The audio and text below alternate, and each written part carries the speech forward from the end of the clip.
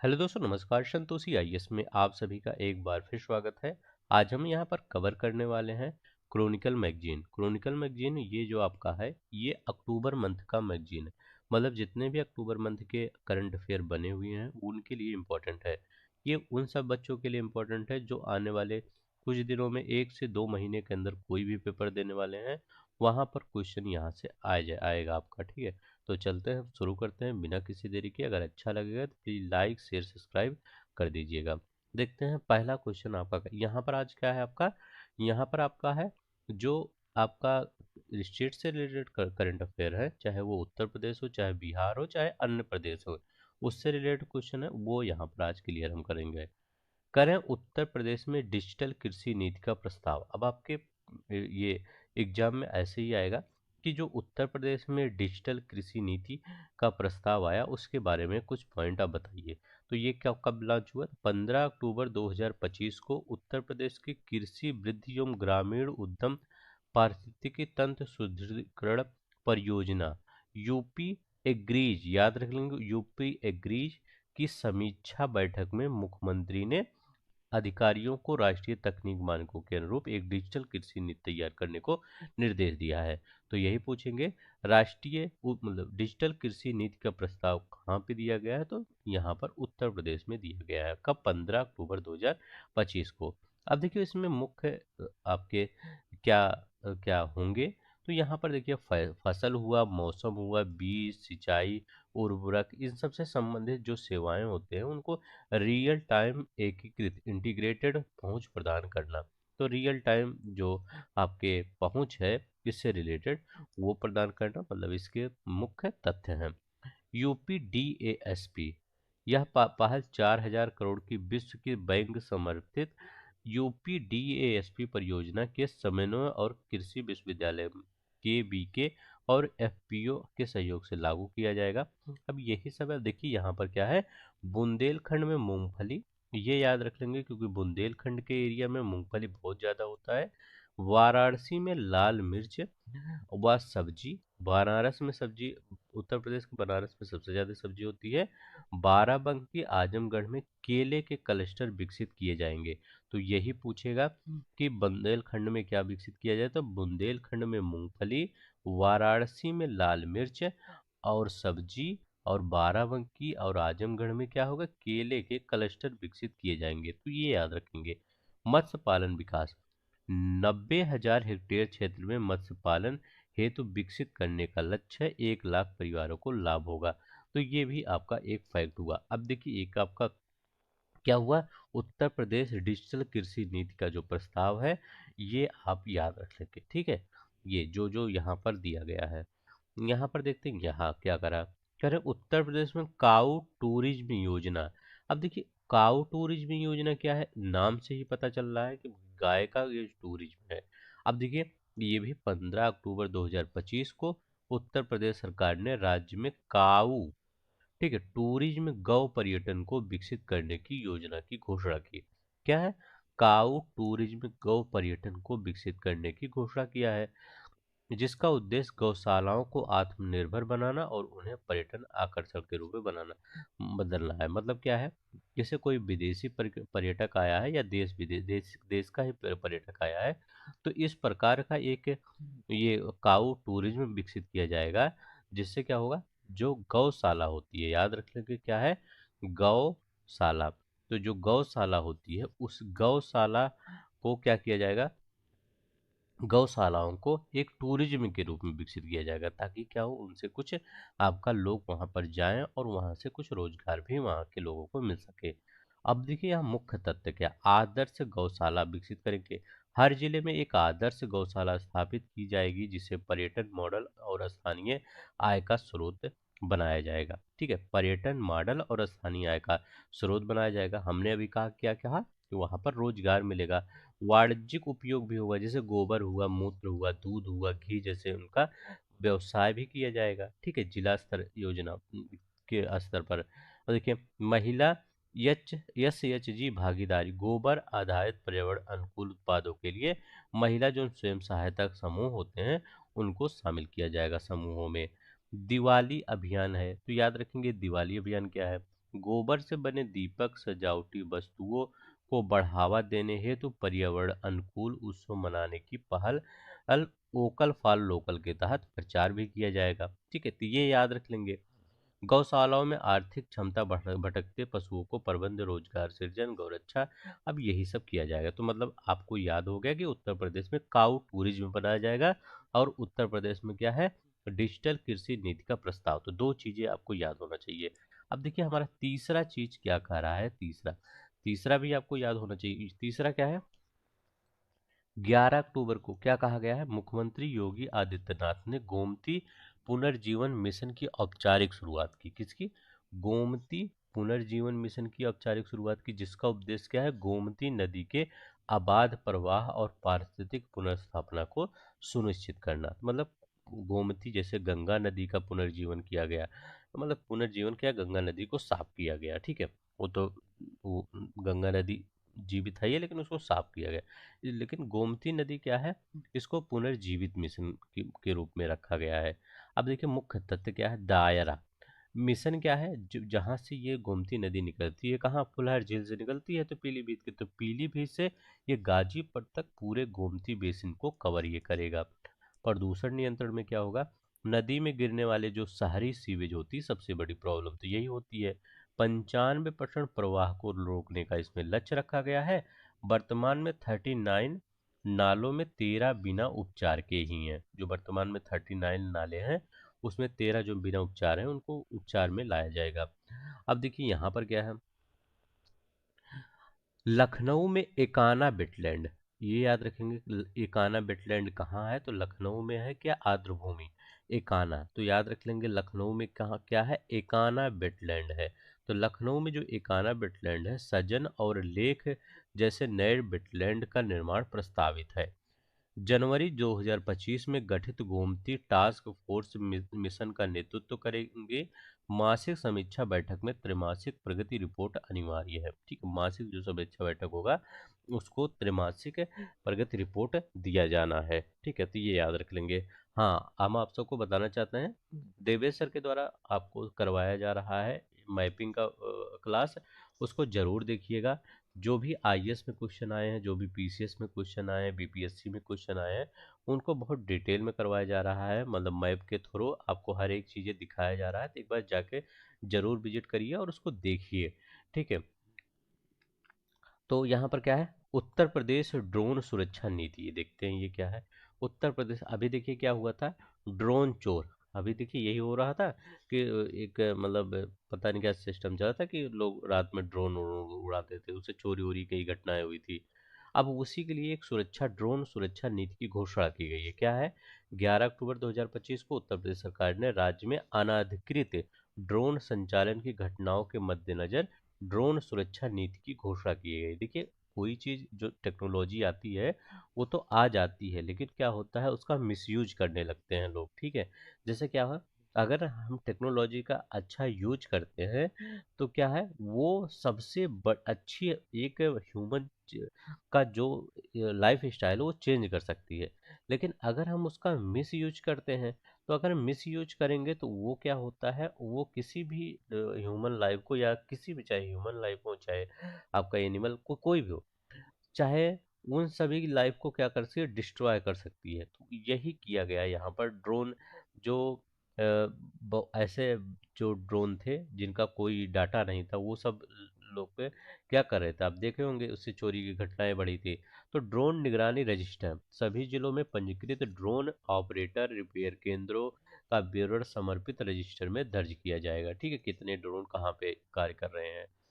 Drone निगरानी से जिला मजिस्ट्रेट की अध्यक्षता में एसएसपी, एसपी हुए, एडीएम हुए सदस्य होंगे। समिति संचालन की निगरानी और नियमों का पालन सुनिश्चित करेगी। रेड जोन क्या होता है, जिला समिति आवश्यकता अनुसार अधिकतम 96 घंटे, किसमें, अधिकतम 96 घंटे अस्थायी रेड जोन घोषित कर सकती है। ये डिजिटल स्काई प्लेटफॉर्म चिन्हित होंगे। जागरूकता और खुफिया नेटवर्क, अफवाहों को रोकने हेतु सोशल मीडिया निगरानी, यूपी 112, याद रखेंगे, यूपी 112 के माध्यम से जागरूकता अभियान चलाया जाएगा। ठीक है, करें ड्रोन नियम 2021 है, भारत सरकार द्वारा ड्रोन नियम 2021 नागरिक ड्रोन संचालन को नियंत्रित करने एक व्यापक नियंत्रण ढांचा है। तो आपको इतना ये याद रखना होगा कि ये कौन सा नियम है, ड्रोन नियम 2021 का ये नियम है। चलते हैं अब हम नेक्स्ट देखते हैं। आई होप इतना आपको समझ में आ गया होगा। यहाँ देखते हैं ऑपरेशन शिकंजा क्या है। ये ऑपरेशन शिकंजा याद रखेंगे। ये होता क्या है, 9 अक्टूबर 2025 को उत्तर प्रदेश पुलिस को के आर्थिक अपराध प्रकोष्ठ ईओडब्ल्यू ने ऑपरेशन शिकंजा, याद रखेंगे, ऑपरेशन शिकंजा की शुरुआत की, जो 9 से 13 अक्टूबर 2025 तक चलेगा। कब चलेगा, 9 से 13 अक्टूबर 2025 तक ये ऑपरेशन शिकंजा चलेगा। अब यहाँ क्या करें, करें लंबे समय से फरार आर्थिक अपराधियों को पकड़ना होगा, सार्वजनिक धन की वसूली करना होगा, श्वेतपोश अपराधों के विरुद्ध। ये मतलब जो लंबे समय से फरार है ये अपराधी आर्थिक अपराधी हैं, ठीक है, मतलब जो धन उन लेके गायब हो चुका है, ठीक है, पैसा वैसा, उसके लिए यह है, ठीक है। आर्थिक अपराध प्रकोष्ठ की स्थापना वर्ष 1970 में अपराध अन्वेषण विभाग सीआईडी के अंतर्गत की गई थी। 1977 में इसे पुनर्गठित उत्तर प्रदेश पुलिस की विशेष अन्वेषण शाखा बनाया गया था, ठीक है। तो ये स्पेशल एसआई गठित की गई थी, एसआईटी, ठीक है। तो ये याद रख लेंगे। अब देखिए बिहार का करंट, ये तो उत्तर प्रदेश के करंट अफेयर जो आपके अक्टूबर मंथ में इंपॉर्टेंट बने हुए थे। अब देखते हैं यहाँ पर जो बिहार का करंट अफेयर है, इससे क्या क्या इंपॉर्टेंट चीजें बनी हुई हैं। आप देखिए यहाँ पर क्या है, करें अप्रेंटिस एम्बेडेड डिग्री प्रोग्राम। अब देखिए ये बहुत ही अच्छा प्रोग्राम शुरू किया गया है बिहार में। देखिए जैसे जो कुछ बच्चे होते हैं, जैसे हमारे यहाँ क्या है, हमारे यहाँ एक थ्योरी वाला सिस्टम चला है कि थ्योरी आप पढ़ा दीजिए बच्चों को, चाहे प्रैक्टिकल नॉलेज हो या ना हो।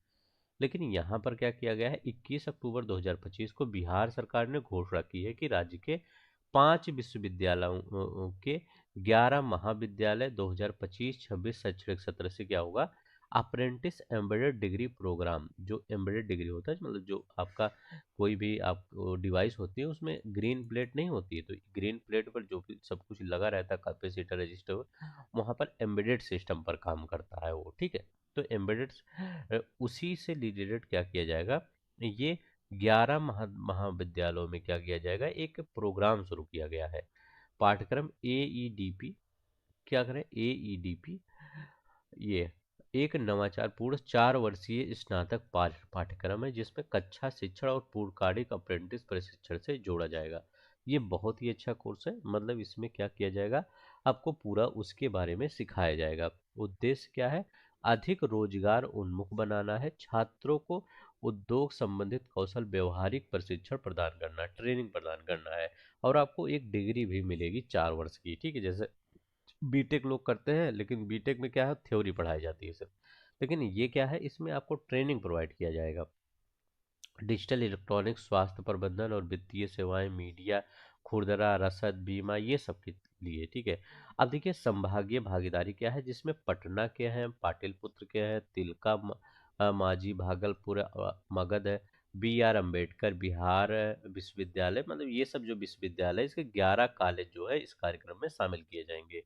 अप्रेंटिस एम्बेडेड डिग्री प्रोग्राम यह राष्ट्रीय शिक्षा नीति 2020, मतलब राष्ट्रीय शिक्षा नीति कौन सा है, 2020 के अनुरूप है, जिसमें छात्रों को स्नातक स्तर पर ही उद्योग का अनुभव प्रदान किया जाएगा। ये बहुत ही अच्छा, जो राष्ट्रीय शिक्षा नीति के तहत बहुत ही अच्छा कार्य किया जा रहा है, ठीक है।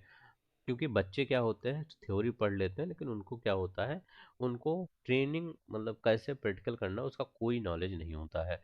अब देखिए मखाना महोत्सव क्या होता है, मखाना महोत्सव 4 अक्टूबर 2025 को केंद्रीय कृषि किसान कल्याण और ग्रामीण विकास मंत्री शिवराज सिंह चौहान ने पटना के ज्ञान भवन गांधी मैदान में आयोजित मखाना महोत्सव 2025 का क्या किया, 4 से 5 अक्टूबर 2025 को इसका आयोजन हुआ। कब, 4 से 5 अक्टूबर 2025 को भाग लिया गया। मखाना संस्कृत से संबंधित शीर्षक से रिपोर्ट जारी की गई। तो मखाना संस्कृत से संबंधित शीर्षक से ये रिपोर्ट जारी किया गया। अब देखिए यहाँ पर क्या है, आयोजन का उद्देश्य क्या है, बिहार में मखाना उत्पादन को अग्रणी बनाना तथा इसके आर्थिक सांस्कृतिक महत्व को राष्ट्रीय स्तर पर बढ़ावा देना। अब देखिए मखाना बोर्ड, अभी आपने सुर्खियों में पढ़ा होगा कि मखाना बोर्ड का स्थापना हुआ था, तो केंद्र सरकार ने उत्पादन विपणन को निर्यात प्रतिस्पर्धात्मकता हेतु 475 करोड़ की लागत से मखाना बोर्ड की उन्होंने स्थापना किया है केंद्र सरकार ने। तो मखाना बोर्ड की स्थापना किया गया है बिहार में। अब यहाँ पर देखते हैं, एक मिनट।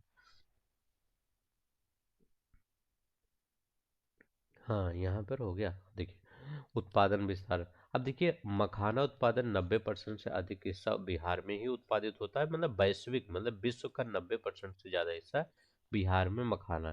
कृषि क्षेत्र 3,000 हेक्टेयर से बढ़कर लगभग 35,000 से 40,000 हेक्टेयर हुआ है। निर्यात यूरोप, अमेरिका और पूर्वी एशिया तक क्या किया गया है, ये पहुंचा है। ठीक है, तो ये कहाँ पहुंचा है, ये निर्यात यूरोप, अमेरिका और पूर्वी एशिया तक क्या हुआ है, पहुंच गया है। अब देखिए, राष्ट्रीय मखाना अनुसंधान केंद्र, यहाँ पर क्या करें, राष्ट्रीय मखाना अनुसंधान केंद्र एनआरसीएम, जो कहाँ पर है, दरभंगा स्थित एनआरसीएम। ठीक है, राष्ट्रीय मखाना अनुसंधान केंद्र कहाँ पे है, ये दरभंगा में है। उच्च उपज मखाना कांटे रहे तो सिंघाड़ा विकसित किया।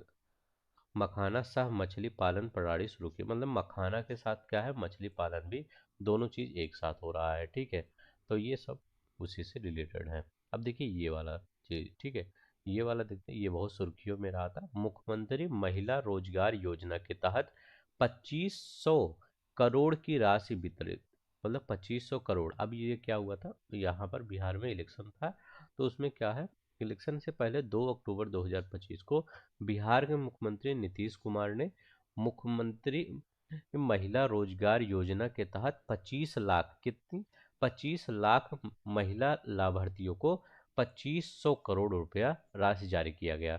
अब देखिए, जो 25 लाख महिला है, इनके खाते में 10,000 रुपये क्या गया, दिया गया। तो कितना, 10,000 रुपये दिया गया। और ये भी कहा गया कि अगर छोटे रोजगार स्वयं का लगाना चाहते हैं तो उसके लिए क्या है, 2 लाख तक की सहायता मिलेगा। ठीक है, 2 लाख की अतिरिक्त सहायता मिलेगा। यहाँ पर लोन की बात नहीं किया गया, सहायता दिया जाएगा 2 लाख की, अगर रोजगार छोटे व्यवसाय खोलने चाहते हैं।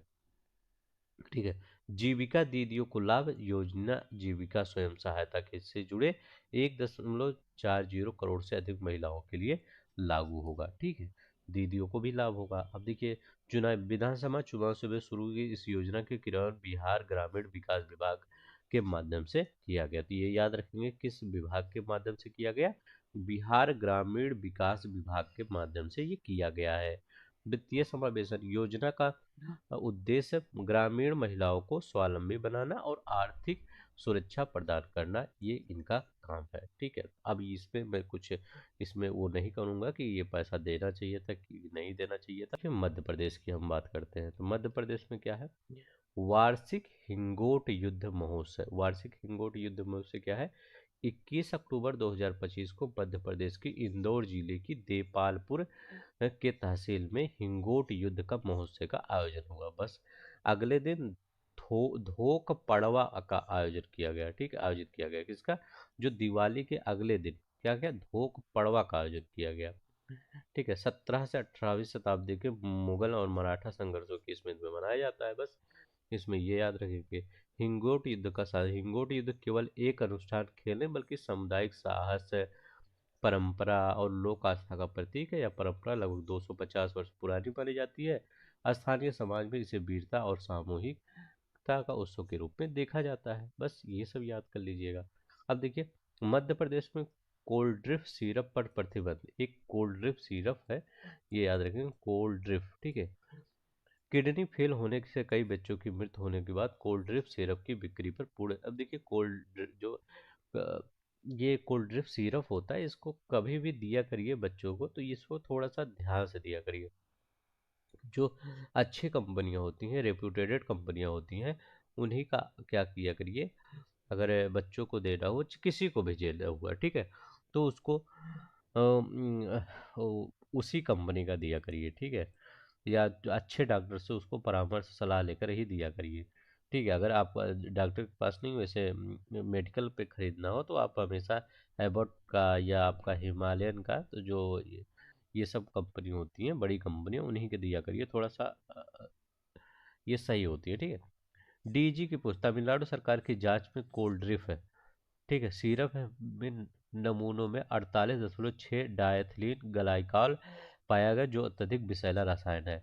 राज्य स्तरीय प्रतिबंध डीईजी ने उपस्थित बाद मध्य प्रदेश सरकार ने औषधि और प्रसाधन सामग्री अधिनियम 1940 के तहत सिरप की बिक्री पर प्रतिबंध लगा दिया। ठीक है, तो ये याद रख लेंगे।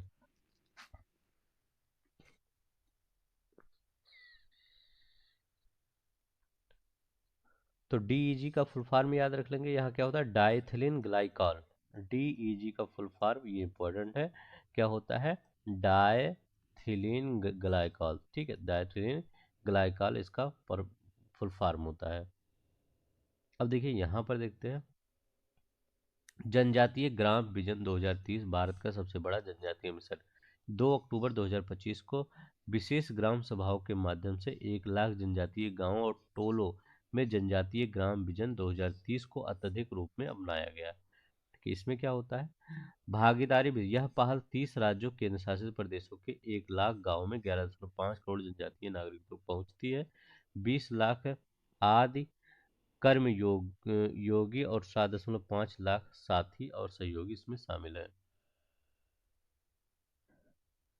ग्राम विजन 2030 प्रत्येक गांव में ने शिक्षा, स्वास्थ्य और जीविका समावेशन और संरचना आधारित अपना विकास रोडमैप तैयार किया जो विकसित भारत 2047 के अनुरूप है। ठीक है, तो बस इतना, इसमें कुछ नहीं है। ठीक है, अब राजस्थान में देखते हैं। राजस्थान 2047 का विजन डॉक्यूमेंट्री जारी किया है। तो याद रखेंगे, राजस्थान ने 2047 तक राजस्थान को $4.3 ट्रिलियन अर्थव्यवस्था बनाना, बस इतना याद रख लेंगे बस। ठीक है, कितना है, $4.3 ट्रिलियन की अर्थव्यवस्था बनाना, इससे ज़्यादा आपको नहीं आएगा। देखिए, राजस्थान धर्मांतरण विरोधी कानून क्या, राज्यपाल की स्वीकृति के साथ अधिनियम लागू किया गया। तो 8 अक्टूबर 2025 को राजस्थान के राज्यपाल हरिबाहु बांगड़े ने राजस्थान विधानसभा में सितंबर 2025 में पारित राजस्थान गैर कानूनी धर्म संपरिवर्तन प्रतिषेध अधिनियम 2025 को स्वीकृति दी। ठीक है, तो ये याद रख लेंगे।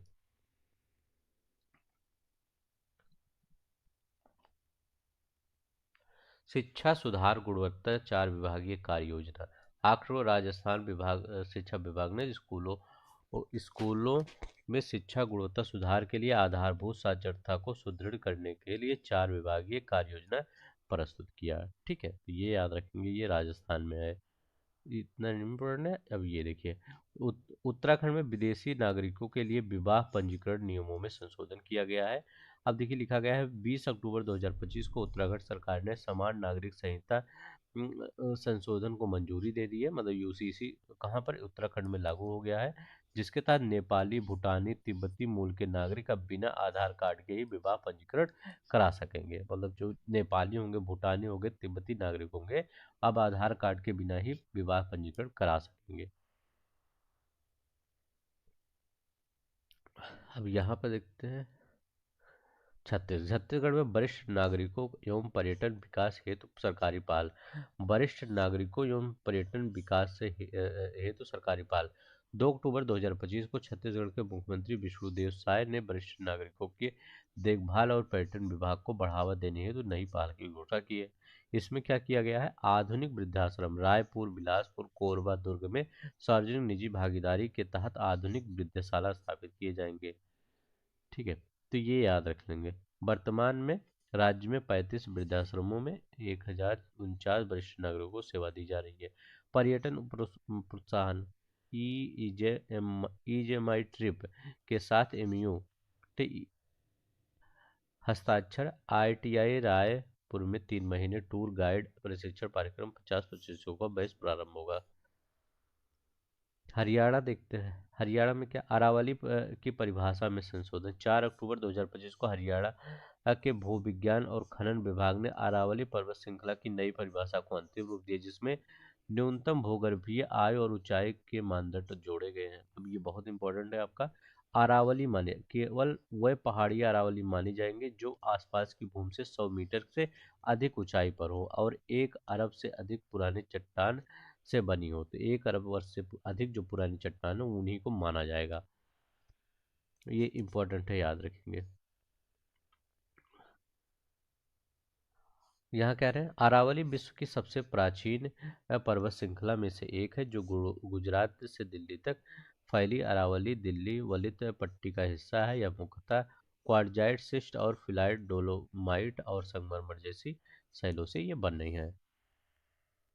दक्षिण भारतीय राज्य में देखते हैं बथुकंपा महोत्सव। बथुकंपा महोत्सव की 2 गिनीज वर्ल्ड रिकॉर्ड उपलब्धि है। 30 सितंबर 2025 को हैदराबाद में के सरूर नगर स्टेडियम में हुई तेलंगाना सरकार द्वारा आयोजित बथुकंपा महोत्सव में 2 नए गिनीज वर्ल्ड रिकॉर्ड बने हैं। स्थान सरूर नगर स्टेडियम हैदराबाद तेलंगाना। पहला रिकॉर्ड 7 टन फूलों से सजी 63.11 फीट ऊंची, ठीक है,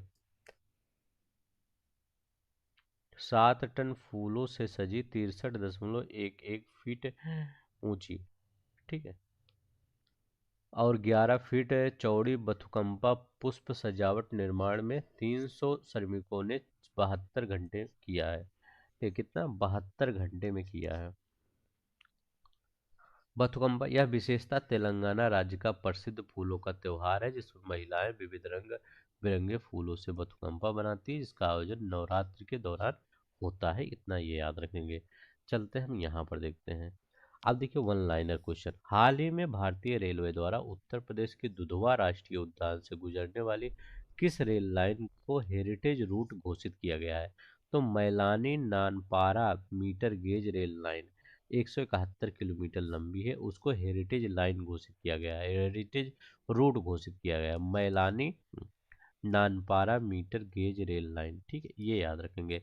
14 अक्टूबर 2025 को उत्तर प्रदेश सरकार ने गौशालाओं को आत्मनिर्भर बनाने और पर्यटक आकर्षण के रूप में विकसित करने के लिए किस योजना की घोषणा की है? तो काउ टूरिज्म योजना की। तो अभी हमने बताया है काउ टूरिज्म गौ पर्यटन योजना का घोषणा किया गया है, ये याद रखेंगे। अब यहाँ पर देखते हैं करें 9 से 13 अक्टूबर 2025 को उत्तर प्रदेश पुलिस के आर्थिक अपराध प्रकोष्ठ ईओडब्ल्यू द्वारा फरार आर्थिक अपराधियों को गिरफ्तार करने हेतु कौन सा ऑपरेशन चलाया गया? तो ऑपरेशन शिकंजा चलाया गया। तभी ने आपने देखा ऑपरेशन शिकंजा। 12 अक्टूबर 2025 को मुख्यमंत्री योगी आदित्यनाथ ने गोमती नदी के अबाह प्रवाह और पारिस्थितिक पुनर्स्थापन को सुनिश्चित करने हेतु के उद्देश्य से किस मिशन की घोषणा की गई? गोमती पुनर्जीवन मिशन की घोषणा की गई। क्या होता? गोमती पुनर्जीवन मिशन की घोषणा की गई। आगे भी इसका वीडियो देखना होगा तो प्लीज़ आप सब्सक्राइब कर लेंगे चैनल और बेल आइकन दबा लेंगे, ताकि कल जब आपका वीडियो इसके आगे आए तो आपको वीडियो मिल जाए, ठीक है। ऐसे मतलब 10 दिन इसमें इस महीने में बचा है, तो 10 दिन के अंदर इस वीडियो को इस मैगजीन को हम ख़त्म कर देंगे, तो आपका एक महीना अक्टूबर का महीने का जो मंथ है वो पूरा ख़त्म हो जाएगा। फिर नवंबर का हम जब आएगा तो नवंबर का कर देंगे।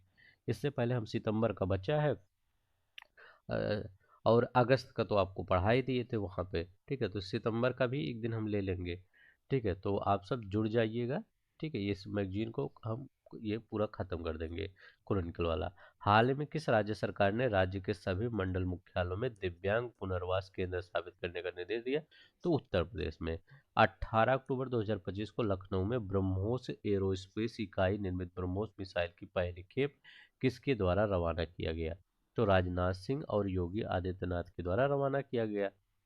6 से 7 अक्टूबर को अंतर्राष्ट्रीय बौद्ध परिसंघ आईबीसी द्वारा संस्कृत मंत्रालय और अंतर्राष्ट्रीय बौद्ध शोध संस्थान के सहयोग से अंतर्राष्ट्रीय अभिधम्म दिवस का आयोजन कहाँ किया गया? तो गौतम बुद्ध विश्वविद्यालय ग्रेटर नोएडा में किया गया, ठीक है। कहाँ पर? गौतम बुद्ध विश्वविद्यालय ग्रेटर नोएडा में। हाल ही में लखनऊ नगर निगम एलएमसी ने भारत का पहला पशु जन्म नियंत्रण एबीसी प्रशिक्षण केंद्र कहाँ स्थापित किया? जरहरा उत्तर प्रदेश में स्थापित किया। कहाँ पर? जरहरा उत्तर प्रदेश में। 5 अक्टूबर 2025 को हिंदुस्तानी शास्त्रीय संगीत के दिग्गज पंडित छन्नूलाल मिश्र का 89 वर्ष की आयु में निधन हो गया। किसका? पंडित छन्नूलाल मिश्र का 89 निधन हो गया। उनका संबंध संगीत के किस घराने से था? तो ये बनारस घराने से था। तो उनका संगत बनारस घराने से था, ठीक है। 27 सितंबर 2025 को बिहार के किन 2 जलाशयों को रामसर साइट का दर्जा दिया गया? तो बिहार के किन 2 जलाशयों को?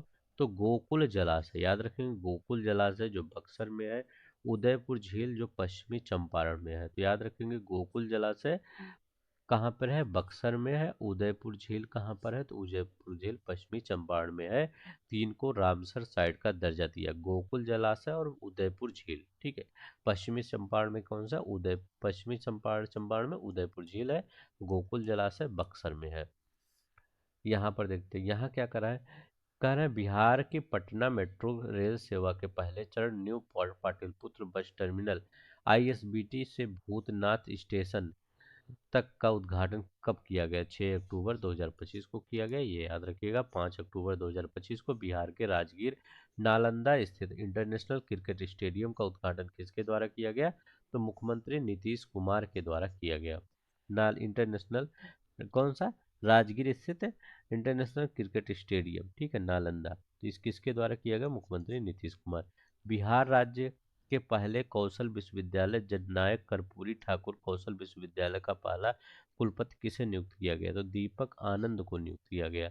4 से 5 अक्टूबर 2025 को मखाना महोत्सव 2025 का आयोजन किया गया और ज्ञान भवन पटना में किया गया। कहाँ पर? ज्ञान भवन पटना में। हाल ही में बिहार क्रिकेट संघ बीसीए के इतिहास में सबसे युवा अध्यक्ष के रूप में किसे नियुक्त किया गया? हर्षवर्धन को। बिहार क्रिकेट संघ बीसीए के इतिहास में सबसे युवा अध्यक्ष के रूप में हर्षवर्धन को नियुक्त किया गया। 30 सितंबर 2025 को निर्वाचन आयोग द्वारा विशेष गहन पुनरीक्षण कार्यक्रम के तहत प्रकाशित अंतिम बिहार मतदाता सूची में कुल कितने मतदाता पंजीकृत हैं? 7.42 करोड़ मतदाता पंजीकृत हैं। यहाँ कर है हाल ही में देश के पहले सहकारी multi feed compressed biogas plant का उद्घाटन कहाँ किया गया? तो कोपर गांव में किया गया। कहाँ पर? कोपर गांव में। हाल ही में अरुणाचल प्रदेश की पहली वाणिज्यिक कोयला खदान का उद्घाटन कहाँ किया गया? नामचिक नामफुक कोल ब्लॉक चांगलांग में किया गया। हाल ही में आयात निर्यात लेन देन के लिए ई ब्रांड प्रणाली शुरू करने वाला 16वां राज्य कौन बना है? तो महाराष्ट्र बना है ई बॉन्ड शामिल करने वाला 16वां राज्य। नागालैंड ने वैश्विक मानकों के 50 पर्यटन स्थलों के विकास नामक राष्ट्रीय पहल के तहत राज्य के आधिकारिक नामांकन के रूप में किस घाटी का प्रस्ताव रखा है? जुकोव घाटी, याद रखेंगे, जुकोव घाटी। हाल में किस राज्य सरकार ने अल्पसंख्यक शिक्षा विधेयक 2025 को मंजूरी दी है? उत्तराखंड ने। तो याद रखेंगे उत्तराखंड। हाल में किस राज्य सरकार ने जीएसटी 2.0 के लाभों को हर घर तक पहुंचाने के लिए सुपर जीएसटी सुपर बचत नामक जागरूकता अभियान शुरू किया है? आंध्र प्रदेश ने शुरू किया है सुपर जीएसटी सुपर बचत नामक जागरूकता अभियान, आंध्र प्रदेश ने। 5 अक्टूबर 2025 को गृह मंत्री अमित शाह ने किस राज्य सरकार की प्रमुख कल्याणकारी हम्म, महाजे घर योजना का शुभारंभ किया? महाजे घर योजना गोवा में, याद रखेंगे। महाजे घर योजना कहाँ पर? गोवा में शुरू किया गया है। तो ये 5 अक्टूबर 2000 गृह मंत्री अमित शाह ने किस राज्य में सरकारी प्रमुख किया? महाजे घर योजना ये गोवा में। हाल में किस राज्य सरकार ने स्पाइस रूट पहल के तहत अगले 1 साल में 10 अनोखे स्पाइस रूट आधारित पर्यटन सर्किट लॉन्च करने की घोषणा है? तो ये केरला। तो याद रखेंगे क्या है? केरला। तो ये आपका क्या होगा? केरला होगा। 10 अनोखे स्पाइस रूट। तो अभी आज यहाँ पर जितने भी क्या थे आपके प्रदेश के, ठीक है, स्टेट के करंट अफेयर थे, यहाँ पर ख़त्म हो गए।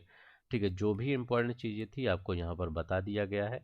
तो आज के लिए बस इतना ही। अगर अच्छा लगेगा तो प्लीज़ लाइक शेयर सब्सक्राइब कर देंगे। अब यहाँ पर कल हम नेशनल इंटरनेशनल ख़त्म कर देंगे, मतलब 4-5 लेक्चर में हम इस पूरी मैगजीन को आपको ख़त्म कर देंगे। ठीक है, तो आज के लिए बस इतना ही। अपना ख्याल रखिएगा। अच्छा लगे तो लाइक शेयर सब्सक्राइब करिएगा। जय हिंद, जय भारत।